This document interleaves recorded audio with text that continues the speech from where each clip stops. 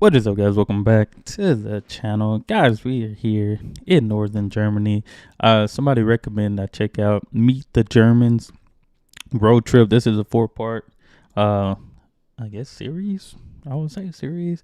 But we're in northern Germany. I checked out some other a different part Germany that I didn't know.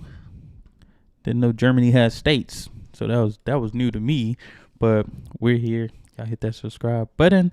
Let's check this out. Moin. Hey. Moin. Moin. Moi. Moin. Moin. Welcome to the first Moin. leg of our Meet the Germans Thank road you. trip. And as you might have guessed from those greetings right there, we're up north. According to the North. Happiness Atlas, this is where many of the happiest Germans live. But that doesn't necessarily mean that you'll feel the happiness oozing out of them.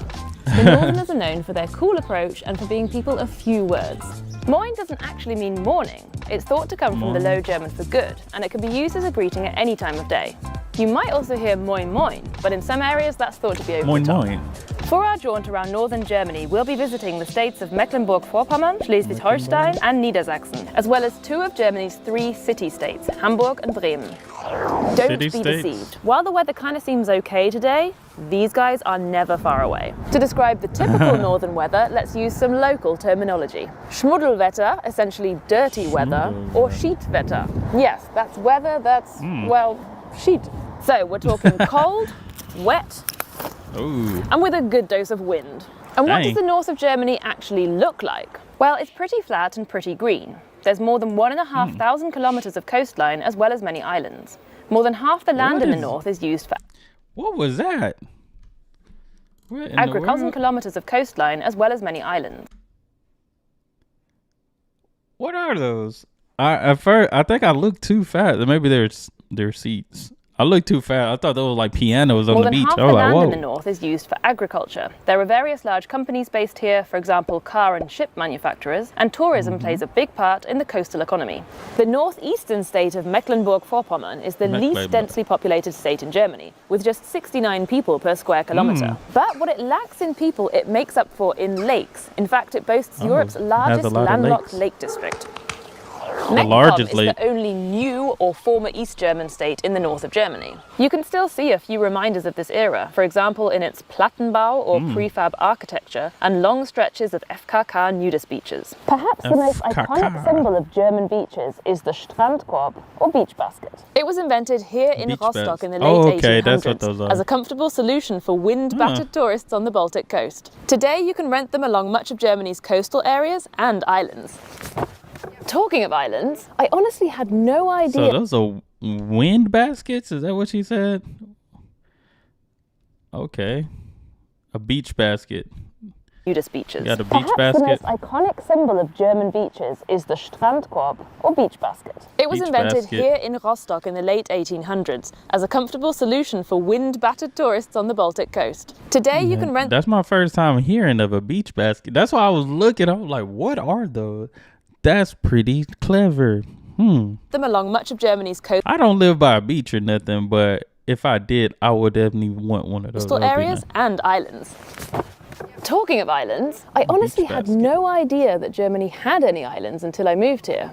Oh, Which is wow. pretty embarrassing considering it has more than 40 of them. You've got your more schickimicki Sylt, where you can do a bit of German celeb Schickimicki? spotting. For the best chance of sun, head to Fehmarn or Rügen, or venture further out to the Helgoland archipelago. Helgoland. Then there's the chain of East Frisian islands, many of which are car-free or car-restricted zones. I've taken the ferry over to one of the larger islands, Norderney, in order to get a feel for German island life. Ja, hier ist ruhig. Ruhiger wie auf dem Festland. Definitiv entspannter. Man braucht kein Auto. Und Don't need a ganz car gesunde like that. Luft, man schläft ja wie tot. Hier ist so ein bisschen Sleep alte Welt like a noch. corpse. Im Winter haben wir ein bisschen Ruhe, jetzt haben wir ein bisschen Trubel. Ne?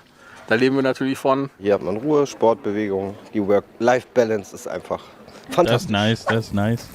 This is also a really rich area for biodiversity. The Wattenmeer is the world's largest Wattenmeer. unbroken system of intertidal sand and mudflats, and a large part of it is Wow. found along Germany's North Sea coast. It's a vital site for migratory birds, and it's home to numerous plant species and animals like seals and harbour porpoises. One thing that connects all the northern states is language. Low German, known as Plattdeutsch or Niederdeutsch, is an officially recognized and protected regional language. It's descended from Old Saxon, and it has many different local dialects. such as Hamburger Platt and Mecklenburgisches Niederdeutsch. Platt. While High German has been encroaching steadily since the 1950s, Platt is still widely spoken among the older generation, and efforts have been made to preserve the language, for example with radio shows and lessons in schools. And some young people are also keen to keep their linguistic heritage alive. Moin Leeflu. Moin Leeflu. Moin Leeflu. Ik ben Dieke en vandaag werd de Plattdeutsch Dünnedag. Ja, ik ben Dieke. Okay. Ik ben 22 jaar alt. Ik kom uit Auwok oder uit Südbrockmanland in der Nähe von Auwok und mittlerweile lebe ich hier auf der Insel in der Nähe. Ich glaube, das Plattdeutsche ist einfach wirklich super natürlich und es wird einfach frei Schnauze geredet und selbst die bösesten Schimpfwörter klingen irgendwie lustig und man nimmt es nicht übel. Es ist halt in der Vergangenheit eben häufig so gewesen, dass ältere Personen ihren Kindern oder ihren Enkeln das nicht mehr beigebracht haben, weil es dann immer hieß, die können dann niemals wirklich Hochdeutsch sprechen oder das gab da immer so ein paar Vorurteile in der Vergangenheit und das kann ich halt total widerlegen. Mir hat das sogar eher noch viel gebracht, weil das auch ähnlich zum Englischen zum Teil ist und dadurch ist mir zum Beispiel das Englischlernen eigentlich relativ leicht gefallen dann in der Schule. Ja, also es ist eben ein Teil von Ostfriesland und auch ein Teil von Norddeutschland. Das ist eben was bewahrt werden muss. Back in the day, Low German was also the Seemannssprache, nautical language, and Hansasprache, Hanseatic or trade language. And that's our cue for a little walk down. German is tough. Just hearing it is different. I don't think I can make certain sounds with my voice when I'm Memory trying lane. to say these words. The Hanseatic League was an organisation of merchant guilds, ports and market towns that dominated trade in Northern Europe from the 13th to the 15th century. And it all began here in Northern Germany. Hanse was a medieval Hanse. German word for guild or association, and the Hanseatic League was set up in order to protect mutual trading interests, from tax arrangements to defence against pirates. Lübeck Not and pirates. Schleswig-Holstein had easy access to both the North and Baltic seas. It was the hub of the Hanseatic League and one of the most important trading posts in Northern Europe. Many Wow. northern cities like Lübeck, Wismar or Stralsund still wear their Hansestadt or Hanseatic city titles with pride. Have you ever wondered why cars registered in Hamburg have HH number plates? That stands for Hansestadt Hamburg. Oh, I never noticed in that. Germany's second largest. I'm gonna have to check out some German cars. I know I have a video. I think I found a video for the Autobahn, but I know playing GeoGuessr. This is a key thing right here. Looking at some license plates. That stands for Hansestadt Hamburg. Hansestadt. And here we are in Hamburg. Germany's second largest city. It boasts the third largest harbour in Europe, the largest Dang. warehouse district in the world, way more bridges than Venice, and more than 100 swans, a symbol of the city's historical 100 sovereign swans. status. This northern metropolis is also known for its Reeperbahn Red Light District, its striking Elbphilharmonie concert hall. Oh, and I've seen that fish, building fish, before. fish. Hamburg is also Lots the of youngest fish. German state, with an average age of just over 42. Incidentally, red brick architecture, particularly Backstein Gothic or brick Gothic, is typical Brick of northern Gothic, Germany. that's the first which time I lacks heard sufficient that. natural supplies of building stone. Anyway, back to the fish. Unsurprisingly, seafood is a staple of northern cuisine. An absolute classic is Matjes, soused herring. Other traditional dishes up north know about include that. Kohl und Pinkel, that's kale and smoked sausage, and various hearty soups and stews. Labskaus was originally whipped up from long-lasting ingredients for Labskaus. sailors on long trips at sea. It's kind of a mush of corned beef and potato. If you're lucky, you might I get some thought that pickled was herring something and a else. fried egg on top.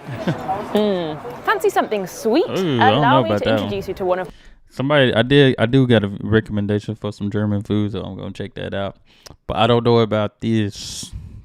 That looked very interesting. I guess don't knock fried it till egg you on try it. Fancy something sweet? Allow me to introduce you to one of my all-time favorite German foods, which was invented right here in Hamburg. The Franzbrötchen. Think Oh, cinnamon that swirl, look but nice. even better. Crunchy. And of course, we can't neglect the beer. Exactly which brand you drink depends largely on where you are. Here in Bremen, just as everywhere else, there's plenty of local pride involved.